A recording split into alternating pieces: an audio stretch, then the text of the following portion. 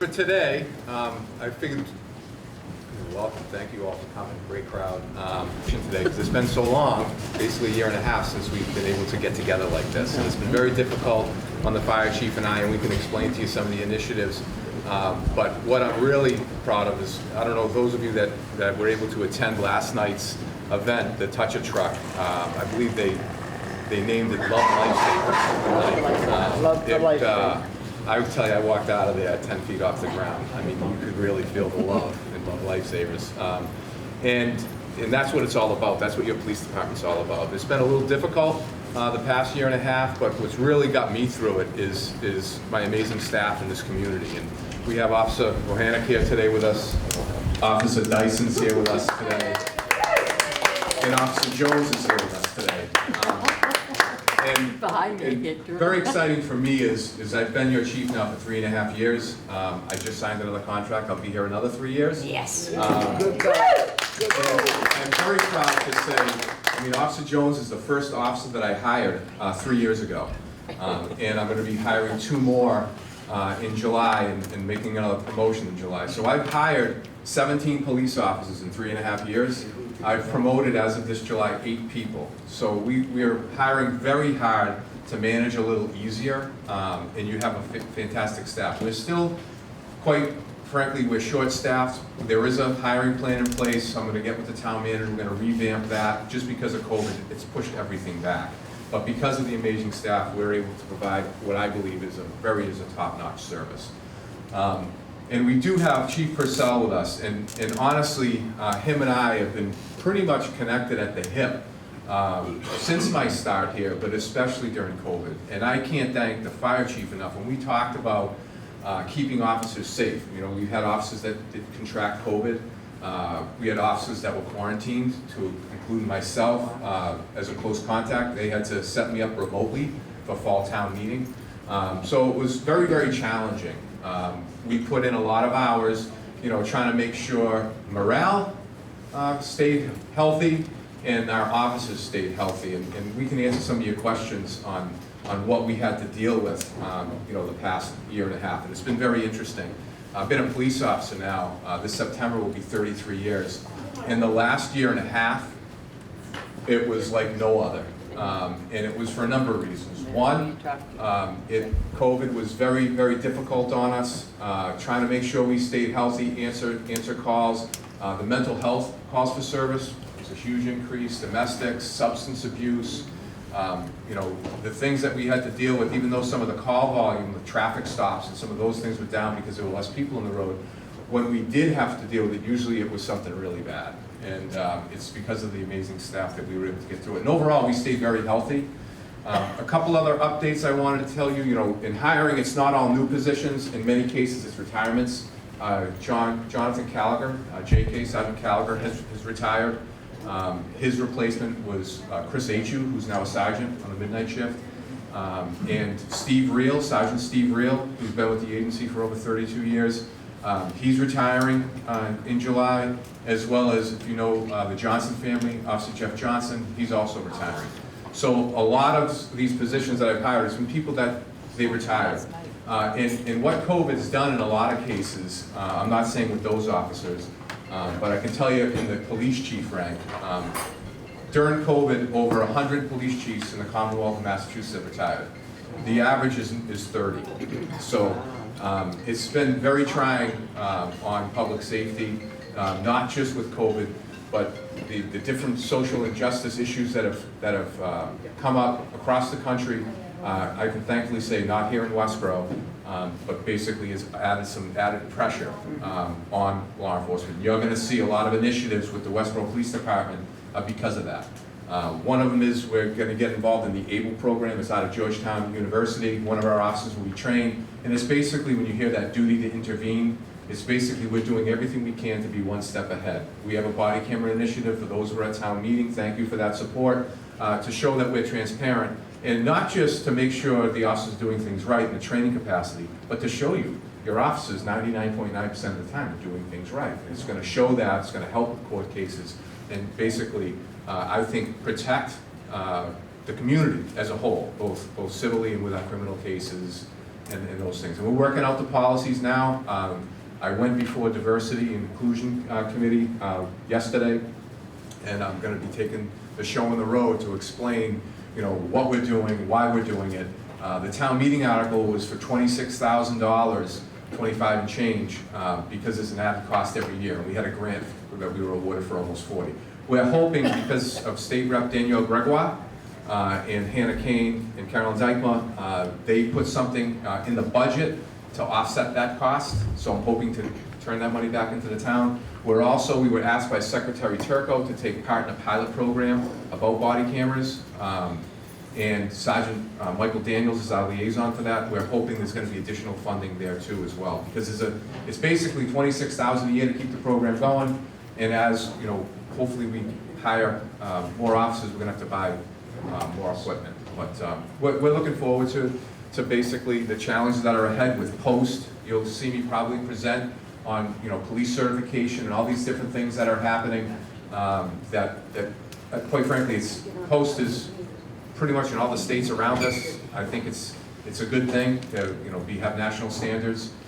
We believe in accountability, and like I said, we hire really, really hard to hopefully manage a little easier.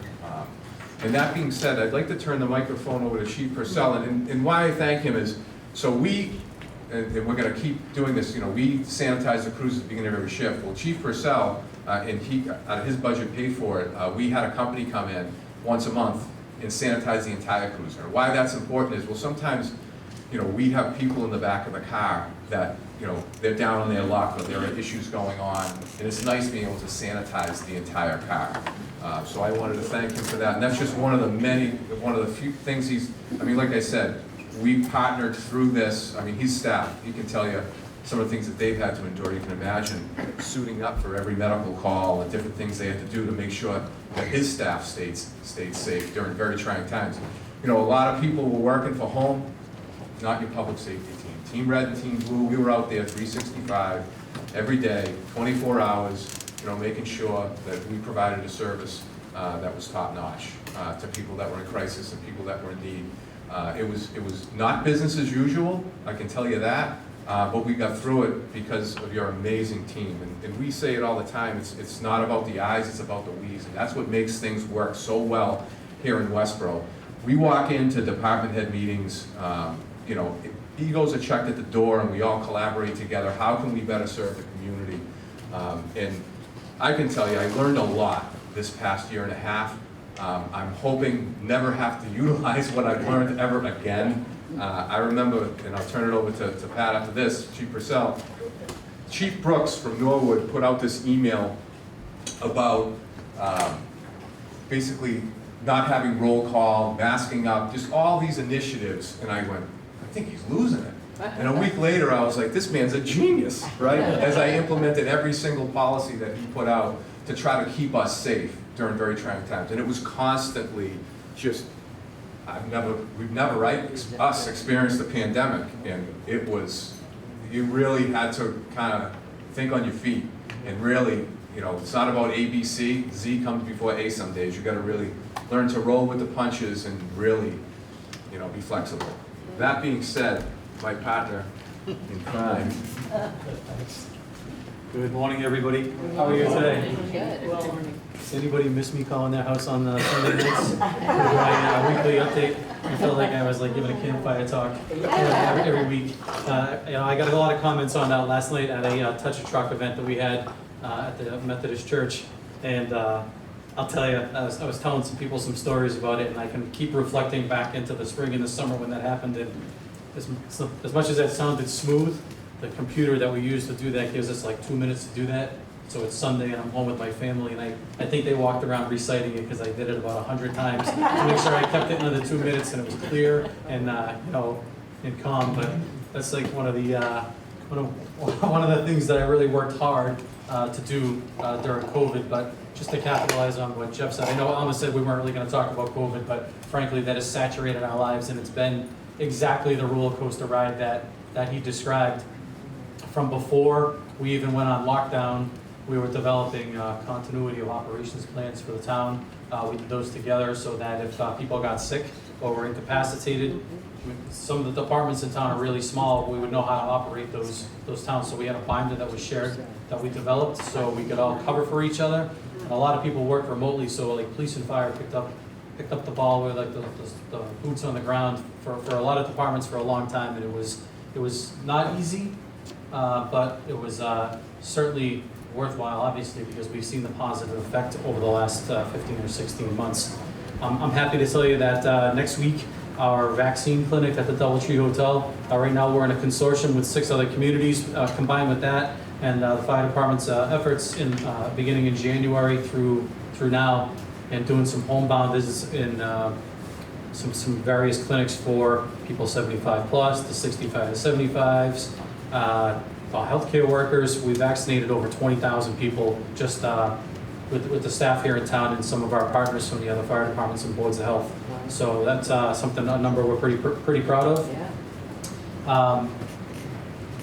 Within our department through the last 15 or 16 months, you know, I put some real stressors on my staff, and that was in an effort to make sure that the community was protected and safe. Workforce protection was really paramount because we didn't know what was going to happen. Acquisition of personal protective equipment, I'm sure you saw that all over the press, and people looking for donations that was hard to get, it was hard to pay for. Our departments wrote a lot of grants so that we could offset the cost to the taxpayers. And one of the big things that I had to do, which was not very popular for a little while, was I had to deny any use of benefit time for 4 months. So for 4 months, there was no time off for anybody unless they got COVID, which, you know, we did have some firefighters that did contract COVID-19, and they're very well today. They successfully recovered. They were able to come back to work. But as you read in the paper, we have a lot of long-term care facilities, and a lot of those places, they had some high volumes of sick people, contagious people. So like Chief Lourie described, every single call we went on was different. So usually we go on with a pair of protective gloves. Depending on the call, would be our bare minimum, and depending on the call, it would vary beyond that. But every call we were goggles, masks, gowns, booties, gloves, and it was trying. So as somebody told me that when I first got here, they see 2-hour ambulances at least up and down Route 9 all day long. Those firefighters are pretty much living in that PPE, like for almost their entire shift. And then back in the station trying to wear a mask to protect themselves or protect others. So they'd go home at the end of the day with swollen faces and breaking out. But that was trying for us. But when we really got to turn the corner was when we got the vaccine. And in January, we were one of the first places in Metro West to sponsor a first responder vaccine clinic. We did that at the DoubleTree Hotel, and they were gracious enough to donate their building to us. And we put our community and all our abutting communities through, and we vaccinated 400 first responders, police, and fire. So we were pretty proud of that, which then gave us a little breath of fresh air. So we had some protection, taking care of people, and we just continued to move forward from there, and then start to address the needs of the community. And really, I think that the police department and the fire department did exceptionally well, maintaining our operations and staffing and being able to respond. And if you really didn't have the internal view of what was going on in both departments, I think it almost seemed seamless from the outside. And that's really not because of Chief Lourie and I, it's because of the staff that we have. They're really, both departments are excellent, and there was almost no issues, and people realized that we were making decisions based on almost no data and the suggestions of Centers for Disease Control and the Department of Public Health. And we just kind of took advantage of that and adopted some best practices that we have internally, and the employees rolled with it, and they really made us shine. So we're really proud of that. Beyond that, concurrent to COVID-19, I don't know if you follow us on social media. I know some people do because I see some of the people in here. We also got, every 5 years, every fire department in the country has to go through a process where they're evaluated by the Insurance Services Organization. And what that does for you all is it helps to set your insurance premiums on your house. So that's a pretty labor-intensive process, and they scrutinize just about everything that we do with regards to the fire service, dispatch, and in the water department. And we historically have been like, there's a 1 to 10 scale, and the average fire departments are about a 4. There's only 41 departments in the country that are class 1. That's my goal to get there. I'm proud to say that after this town's review, we've improved our rating to a class 2, and we missed class 1 by only 8 points. So we're going to get reevaluated next year. Now, what does that do? What does that do for you? You should all call your insurance companies and tell them that your fire department is now a class 2 organization. They can review that, and your insurance should come down. And if they tell you no, tell them you're going to go somewhere else, and they will change it. So I've been learning that from some people that have already called. So that may not seem like a big deal. So my insurance at my house is about $1,200 to $1,300 a year. So you say dropping 2 points should save me about 10%. So you say, okay, it's going to save me $100 a year-ish on average. Well, look at the amount of business in this town and the impact on them. We have billions of dollars in real estate right now, and they're all paying insurance. So if you translate that, what that means to the whole town, it's massive. It's a massive amount of money that is saved by doing that. So you'll see some changes coming forward, and some things come up at town meeting in the next few years, because we're really going to strive to get to be one of the, I'm sorry, I said 41. It's 400 in the country. One of the top 400 in the country. You have to be class 1. There's only 4 in Massachusetts. We're going to try to be the 5th, and we're right there. So that's one thing that we're proud of, that we also did concurrent to COVID-19. And other than that, I mean, just normal day-to-day call volume. We had a real dry spell, as you probably saw about a month ago, and we had a hefty amount of fires in that 2-week period when it was real dry. I think we went to 14 fires in 14 days, but you know, it's been pretty crazy. But I'm open for conversation and dialogue. I know you don't want to get saturated with COVID-19 talk, because we're on the downside of that. But if anybody has any questions for me, I'd be willing to, yeah. A word of praise, I was in the hospital for a few days. They had real troubles putting any IV line. They couldn't put any in, but your EMTs put a line in here that lasted for all the time I was in the No hospital. kidding. I heard that. I'll pass that forward. Thank you. That makes him number 1. Imagine being happy because she had, the point is. We have some pretty good paramedics, I'll tell you. Excellent. I mean, I couldn't believe it when, you know, I think I had 5 tries one time. So you know, we get really lucky with our staffs. And like what Jeff just said, we hire very hard, because then it just makes it easier to manage our staff going forward. We have pretty rigid hiring processes, pretty thorough background checks. Everybody gets a psych evaluation. Everybody does a physical fitness test. Yeah, so we do a lot of different things to make sure we're hiring the right people have the right frame of mind. And you know, I think that was odd. We do a psychiatric profile on every single person we hire. What that does is it tells us if they have the endurance to go the full career. It also tells us their strengths and their weaknesses. And just because everybody has them, so like we can identify weaknesses.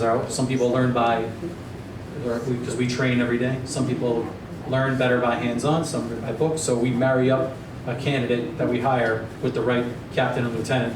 So kind of balances them out, and then we can target their weaknesses, and after a short amount of time, hopefully have a very well-rounded, strong employee. And so we take advantage of those kinds of. Just to add to that, you know, we've given conditional offers to lateral transfer candidates, and then rescinded those offers based on the background investigation. And that's because we want to make sure we hire the right person. We believe, our team, that we can train you to be a good firefighter and a good police officer. I can't train you to be a good person. If you're not a good person, you know, that's where you get into problems. When he talks about the psych evals, they're $1,000 a piece. I just had to do 2 of them for 2 officers that are coming in July. But I will tell you, it is money very well spent. It's an 8-hour day.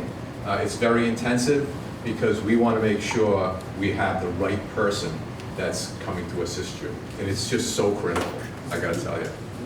What is a lateral transfer? Is it from another town? So basically, because we're so short-staffed, and I'm hoping someday to have my own test and put someone in the police academy to start their career through the same process. The problem is we're so short-staffed now that I put out for lateral transfers. These are already academy-trained police officers, and we're bringing in the best and brightest from a number of different agencies. The officers that you have before you today came from different police departments. The officers that I'm hiring in July, one is currently a Massachusetts State Police trooper. Another one is from, basically he worked in Washington DC Metro PD, and now he works in New Britain, Connecticut. You know, we really scrutinize, and fortunately I was able to negotiate with the town manager of the Patrolmen's Union. We were able to negotiate the educational incentive back in. As you know, the Quinn bill was funded half by the town and half by the state. Well, the state, they stopped paying their half. So those senior officers that had it were grandfathered, and they continued to receive it, but the new officers coming in only got the half. Well, we negotiated it back, not the associate's portion, but the bachelor's degree and the master's degree. We negotiated that back for the patrolmen. And basically, when I put out for lateral transfers, those departments that have it, I think I had 22 applications, not to include self-sponsors, those that put themselves through the academy, because I'm hiring experienced police officers. And I talked to some chiefs, they get 0. And we had 22. And that's very good in this environment, because agencies are having a tough time right now with the climate to attract quality candidates. It's kind of disheartening for some of the chiefs out there. They're running short-staffed because they can't hire, which is not what we're facing right now. So, I mean, it's very important. Does the police department or the fire department have someone who knows how to deal with adults and children with autism? So, and I talked about this, and we can talk about this again. We actually have a new clinician coming on board. And we have, you know, officers that have children with special needs, so a lot of times we'll tap into them when there's a specific instance.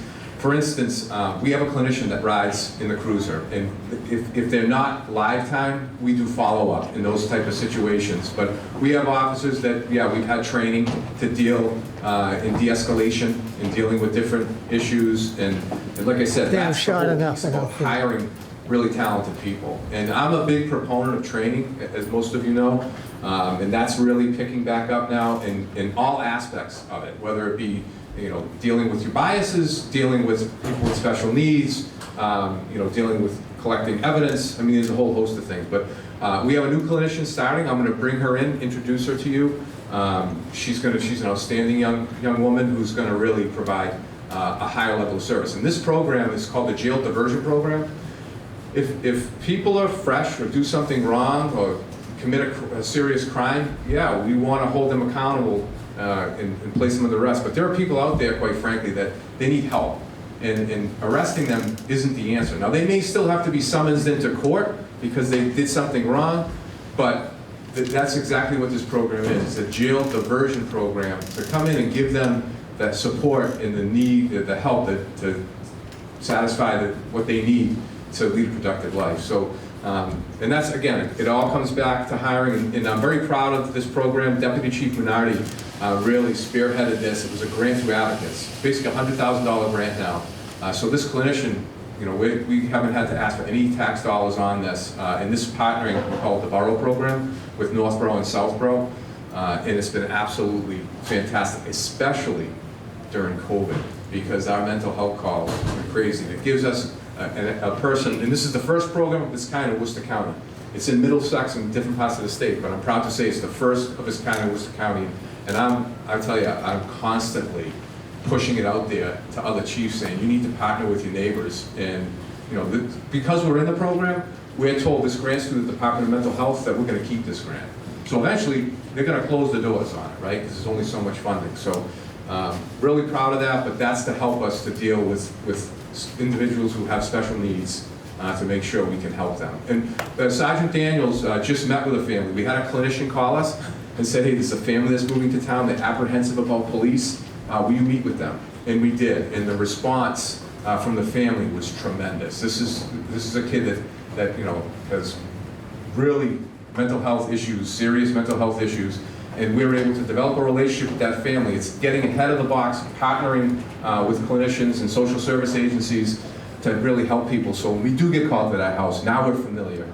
Sergeant Daniels did a detailed memo, you know, to the staff, advising if you go there, you know, what will trigger and what will diffuse. And that's what it's all about. you know, it's about knowing your environment, being able to assist those in times of crisis, you know, in a professional way. Any other questions? This may be a silly question, but it's been in the news lately. Did any of our officers have one of those guns that go off by itself? No. Have you heard about that? No. Anyone in Massachusetts? No, I haven't. Yes, that was No. weird. I said, come on.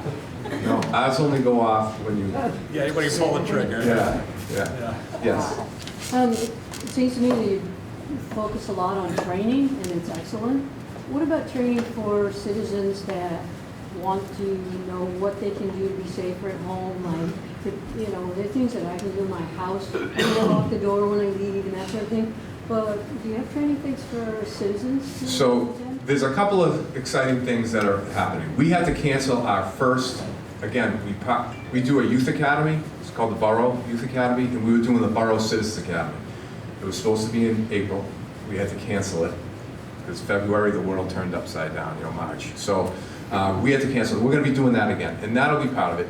It's learning about your police department and fire department, because Chief Purcell is going to come in and work with us on this. In fact, we talked about having our own local, just in Westboro, academy, which will come to fruition at some point. But also, the officer that I talked about, one of the officers I'm hiring in July, before he was a state trooper, he worked at Northeastern University, and he was their crime prevention officer. And if you know the campus in Northeastern, it's basically your Boston police officer. It's not a closed campus, it's kind of an open campus. And he's crime prevention certified. So this will be an officer that you're going to be able to contact, come to your home, take actually a look at your house, and tell you what you can do to better secure your house to be safe. So these are exciting services that, you know, we're going to be offering. And you're right, it all comes down to training. It's limitless what our officers go to. Anything from grant writing to, you know, domestic violence. You know. Well, what I was thinking about also, in addition to that, is if you take a class and, like, your officers are tuned into what they look for, what kinds of, you know, on your street. We're tuned into, well, I don't know that person, what's that person doing here? But, you know, just maybe, I'm sure there are things that you could provide to someone attending a class that would say, oh, you should look for these things, or you should write down license plates numbers, or this is how you should secure your house. But then also, there must be other things. So I'll talk to Sergeant Daniels, who's in charge of our community policing unit, and we'll see if we can develop something like that for you. Yeah, that'd be great. And we can maybe even host it right here, you Because know, I think in the that's lunch working hour. with the police, because they have so much going on, and if we can help them. And what I like about these events is, and thank you Westboro TV, from the bottom of my heart, Jeff, you know, we can get this out to the public. So by maybe having a class here, maybe that'll be one of the breakfast with the chiefs, where we can come in and I'll put that class on for you folks and then put it out over Westboro TV. So yeah, we also offer RAD training. We plan on hosting that here at Rape Progression Defense Training. Our officers are instructors in that. So that is something that we do provide now, and we could also add something like that. Yeah, we do it together, so there's two people from the fire department, two Yeah. people from my department, and a lot from this department that do that, so yeah. Yes. Yeah, Chief, this is from, you know, other parts of the country, and we see this stuff about defund the police, and I just thought I'd ask you to comment on it. I mean, it's here too. I mean, you know, you've had people, you know, that have protested here in town with those type of signs and, you know, in front of the station. And all I'll say is, you know, people say, oh, you need a clinician to deal with mental health. Well, we have one. We've been doing this before all this happened. And I can tell you from my standpoint, I mean, it's going to really hurt the community if funding is taken away, where I'm advocating to add funding because we're really short-staffed. I mean, I think I've said this, and I don't mean to sound redundant, but when I was a Shrewsbury police officer in 1988, you had the same amount of patrolmen in Westboro as when I was in Shrewsbury in 1988. I could tell you the Shrewsbury Police Department has, I would say, almost tripled, you know, in that time frame, at least over doubled, and we were the same when I got here in 2018. And we have added a number of positions, but because of COVID, I was supposed to add 3 positions. I added 1. And I was thankful, to be honest with you, I was thankful just because of the uncertainty that was going on. Just to put a fine point on it, are you you haven't heard things from folks in the town about taking police department money and putting it? No, I haven't heard that. That was the question, And yeah. yeah, I haven't heard that. And like, I really appreciate, you know, when town meeting comes up, please attend and vote your conscience. I would never say otherwise. But the overwhelming support that your police department and fire department get, I mean, it's humbling. You know, there was a little issue at town meeting where someone spoke up, was a little negative towards the police. And I can't tell you how many people emailed me, called me, texted me. It was unbelievable. I mean, handwritten letters, you know, from people in town. There's a letter from a resident that's on my desk that when I get down a little bit, I read because it just uplifts me. You know, and like I said, it's the 1%ers. And trust me when I tell you, we let it roll right off us. We're honored to be here, and the overwhelming support. Like I said, I walked out with the messages parking lot yesterday. You know, I was 10 feet tall. I mean, the feeling that I've had of support, you know, it was unbelievable. You know, and I can't thank you enough on behalf of the agency as the temporary caretaker of your police department. You know, how honored I was to be a part of that event and to lead this fantastic group of officers you have before you today.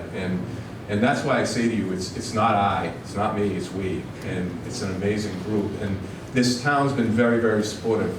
And when I say this town, Board of Health, I mean, Steve Bakari, who's now transferred to DPW, he did an unbelievable job. You want to talk about someone who got beat up on a daily basis, you know, and the Board of Health, they did a fantastic job, you know, keeping Westboro safe and staying ahead of the curve.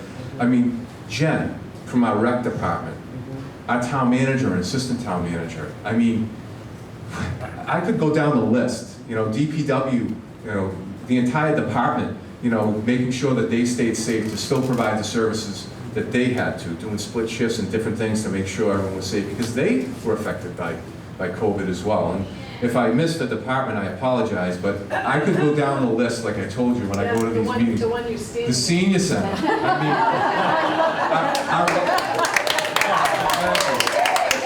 and quite frankly, our library, trying to keep community policing alive and well, you know, delivering books for them, for people who are homebound and who couldn't get to the library. I mean, just trying to partner with all the other department heads. And like I said, yeah, I mean, Alma, just making sure that we were able to still stay in touch and provide services to those that were in need in crisis. And like I said, it was tough on all of us. And we, thankfully, we're all here together today. I'm very thankful for that. And I look forward to moving forward, partnering with you. And having those suggestions are great. If there are topics that you want to hear about at this breakfast with the chief, please let Alma know, let me know, let Sergeant Daniels know, the fire chief know, because that's what it's all about. It's about communication and partnering. And I tell people all the time, the question about defund, there are people out there, listen, your police department is in agreement with the Black Lives Matter movement that we condemn police brutality in any fashion whatsoever. There's no two ways about it. And when I say to people that they seem to just want friction, I say, can't we just have a conversation and find some commonality and find some common ground that we all want to go home safely to our families. We all want everyone to be treated fairly and equally, no matter your sexual orientation, your gender, your race, and that's what your police department's all about. We believe in providing a service that is equal to all. Whether you love us or whether you hate us, you're going to get our very best when we show up to help you. Yes? I was very proud when I was talking with some of my fellow members of the Worcester NAACP in a meeting to say that Westboro has the mental health clinicians working in the department, going on service calls, but I was very proud that I could say that, since I'm not sure if Worcester has that at all. I don't know. Yeah, I'm not sure either.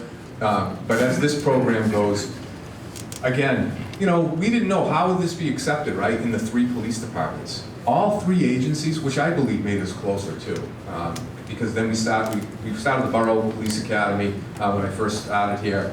Like I said, we're going to have our first Citizens Police Academy. But all 3 agencies, we want the clinician full-time in each of our departments. I mean, that's how, it's great. So if Northborough, let's say the clinician's with us today, if Northborough is in need, we drive the clinician to Northborough. You know, so we're constantly partnering with our neighbors, which I think is very important. Because as you know, crime doesn't stop at the border. You know, what's facing us is facing all of us. My last question, how many people know sign language in your department? That I have to research, I'm not sure. Do you know? I don't know if anyone does, to be honest. If one of your officers is very good in languages, it would be easier for them to learn sign language. That's what I've noticed. Bo, you ready to go to sign language class? Bo's bilingual. Oh, there you go. That's as far as we can go, okay. Yes, Your Honor. Referred to the RAT program, what is The that? RAD program is Rape Aggression Defense Program to keep women safe, people safe. Anyone who wants to take it will teach. But it's specifically, mostly it's for women. And I just wanted to remind everyone too, I was reminded tomorrow is Juneteenth, which is the emancipation of slavery. So I just wanted, that was just recognized as a federal holiday. I just wanted to remind everyone of that as well today. You got a question over there too? Oh, I'm sorry. Yeah, wait for it, George Floyd. I didn't know who. Yes? Yeah. I think that when we love does that and doing that is wrong. I think a lot of people lose respect for the police are doing that. So basically what's asked is the George Floyd incident. So, you know, we came out early on prior to the conviction denouncing that. And we had very strong verbiage on that. And when I looked at that instance, I can tell you how Westboro would have handled it. And first of all, we don't kneel on people's necks. That's just not, it doesn't happen in Massachusetts unless, the only way that would happen is if an officer's dying. You know, the only way that they can survive is to choke somebody, right? So we would not do that. In my personal opinion, looking at that, there was definitely some mental health going on, potential substance involved in that. I personally think, again, we talk about jail diversion program, hold the person on his side, open airway, control the person, call for an ambulance, and bring Section 12 this individual, bring them to seek mental health services, and utilize the summons method for the crime that was committed. So we summons the person in and basically get them the help that they need.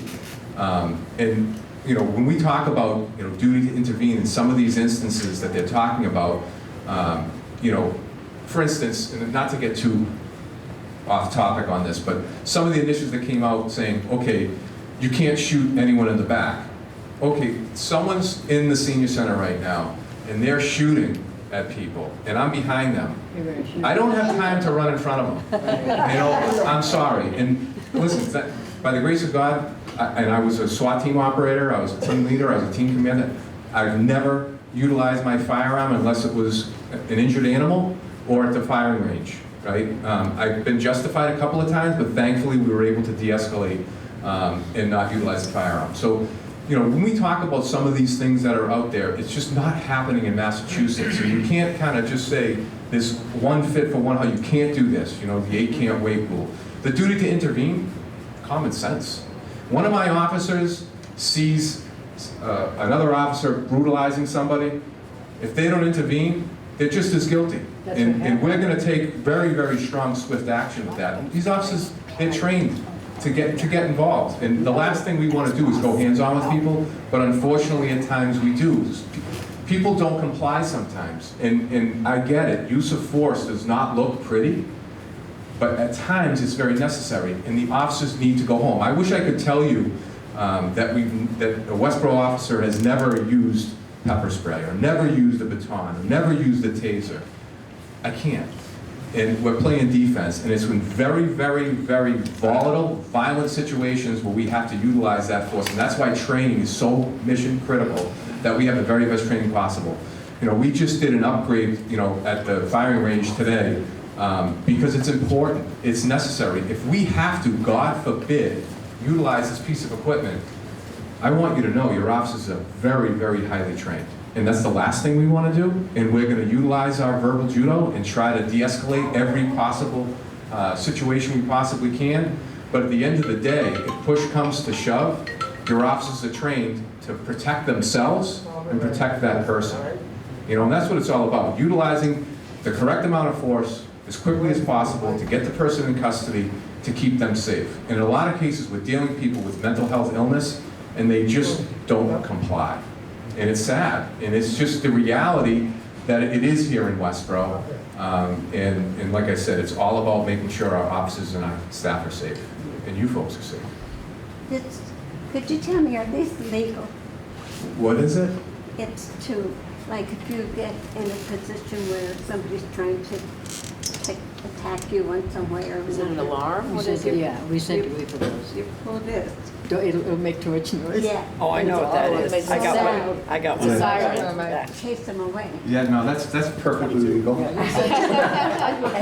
You use the. Didn't make him Yeah. run away. Yeah. I hope we never needed it. Yeah. There was a couple cases, they said at Westfield where a woman was being, she pulled an older lady, they were trying to, somebody come behind her, going to grab her purse, and she pulled, that stopped them. Yeah. But maybe something, It's enough Yeah. to kill. No. but it's so loud. You're good to go. I got Don't be arrested for using No. it. I'll blame What about you? Yeah, you're good to go. What about They're me? safe for I said, here you go. Yeah, no, Show you a 22 or something. yeah, I'm good with that. Well, that's what it's sad. I believe communication is key, and you tell the truth, put things out there when questions are asked, and explain things. It goes a long way, I think, with the public. And we're not perfect.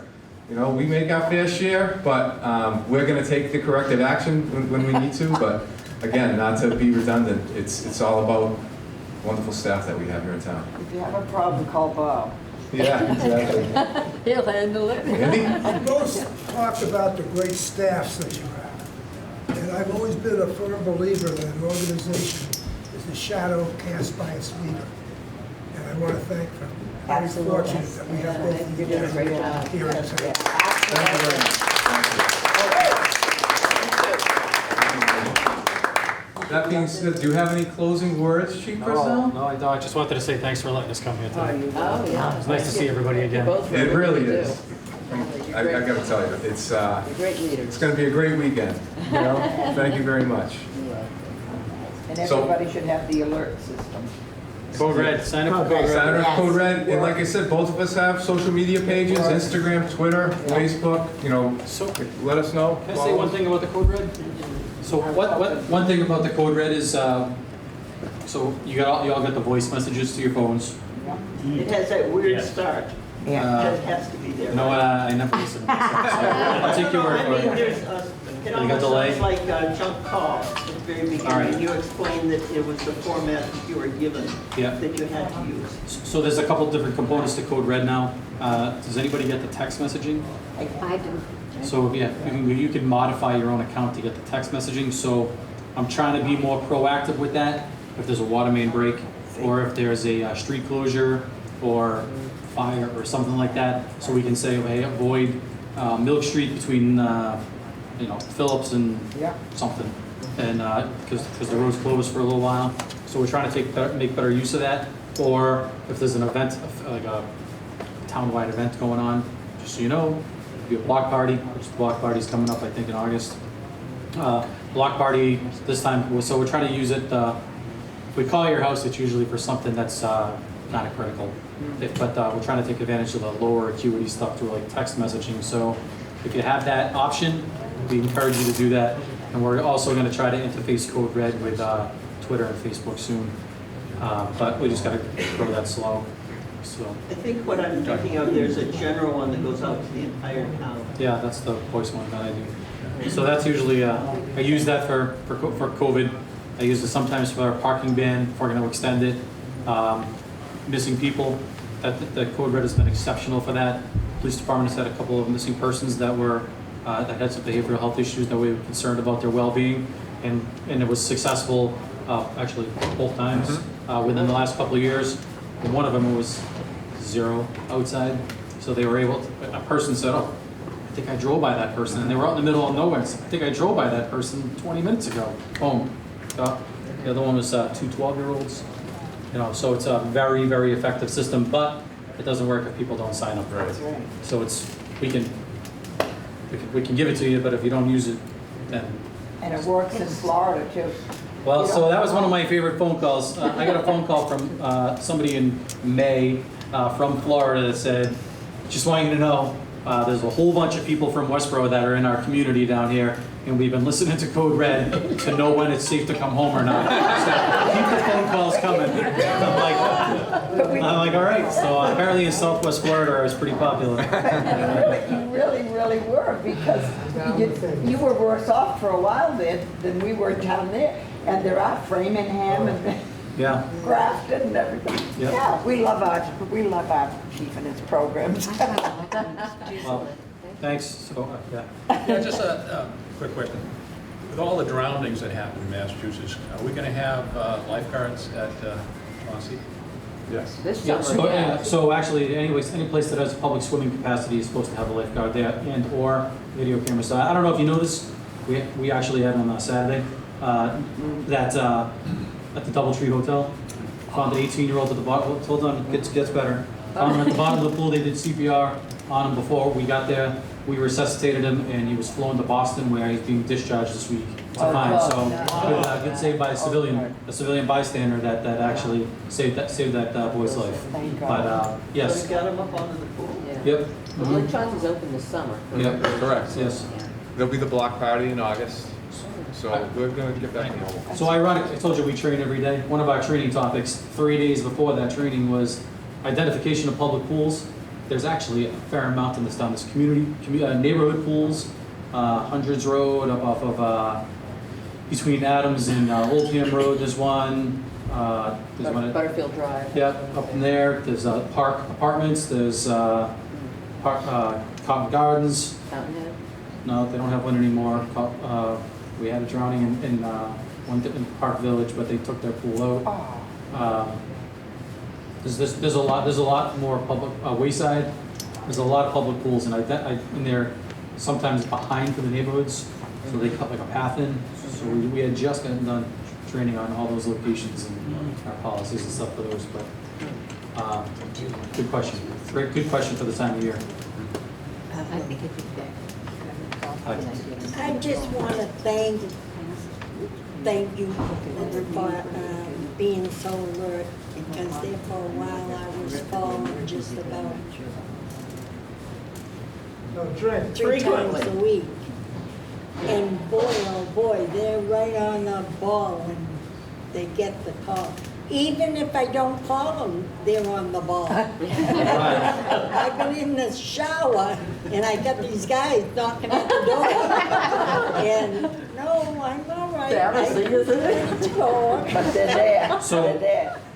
So You always think, don't let me fall out there. vulnerable populations, we target vulnerable populations all the time. People under 18 and people 65 and greater. And one of the services we offer for the 65 and greater, I know there's not many people in this room that meet that criteria, but we offer I think you've probably heard me talk about it, is the home safety visits. Call the fire station and request to talk to Captain Keith Lermans. He will come to your house and he will do one. We will make sure you have properly functioning smoke detectors, carbon monoxide detectors, and we have injury prevention, a fall prevention evaluation also, and make some recommendations in your home. Very scary statistic through the CDC, fall injuries is actually an epidemic. The reality is, if you're over 65 and you fall and you have a significant fracture, that the quality of your life declines like quickly. So we don't want that to happen. We want people to enjoy all their retirement years and live as long as physically possible. So take advantage of these programs. It's in place to help you to have a great quality of life. Seriously. And slow down. Your mind may think you're 27, but your body knows better. She's talking to me. No, I'm thinking about me, quite I'm 28. My husband looks in the mirror every morning and sees a 17-year-old. I'll let you know the secret. We all do. All I gotta do. Yeah. He's not alone. Well, thank you very much, everybody. Thank you. We'll be back next month and figure out what the topic is, and hopefully I see you all here then. But thank you very much. Thank you for the job you do. Thank you.